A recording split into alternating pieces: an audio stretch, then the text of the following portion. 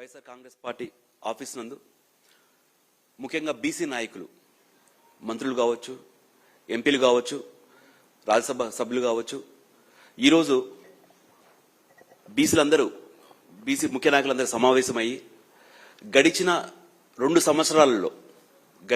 సంవత్సరాలలో ఈ కూటమి ప్రభుత్వం ఎలక్షన్ ముందు కావచ్చు, ఎలక్షన్ టైంలో ఇప్పుడు నారావారి అబద్ధాల మేనిఫెస్టో ఒకటి బయటికి తీసుకొని ముఖ్యంగా బీసీలు మా వెంట ఉన్నారు, బీసీలకు మేము ఎన్ని అబద్ధాలు చెప్పినా వాళ్ళు నమ్మి మాకు ఓట్లేస్తారు, లేదా బీసీలకు ఎంత బాగా వెన్నుపోటు పొడవచ్చు అనే ఉద్దేశంతో అబద్ధాల మేనిఫెస్టో ఒకటి చూపించి బీసీలతో ఓట్లు వేయించుకొని ప్రభుత్వం స్థాపించిన తర్వాత బీసీలకు ఎంత వెన్నుపోటు పొడుస్తున్నారనేది ఈరోజు ఆంధ్రప్రదేశ్ రాష్ట్ర ప్రజలందరూ చూస్తున్నారు.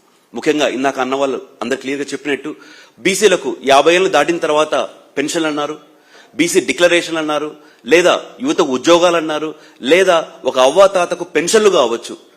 ఈ రకంగా బీసీలకు ఎంత వెన్నుపోటు పొరుస్తున్నా ఈరోజు రాష్ట్ర ప్రజలందరికీ చూస్తారు. ఇందులో భాగంగానే రాష్ట్ర వ్యాప్తంగా బీసీలందరము వైఎస్ జగన్మోహన్ రెడ్డి గారు వెంటబడే ఉన్నాము, ఆయనే బీసీలకు పెద్దపీట వేశారనేసి చెప్పడం కోసం రాష్ట్ర వ్యాప్తంగా మీటింగ్లు సమావేశం కావడం కోసం ఒక ప్రణాళిక రూపొందించడం జరిగింది.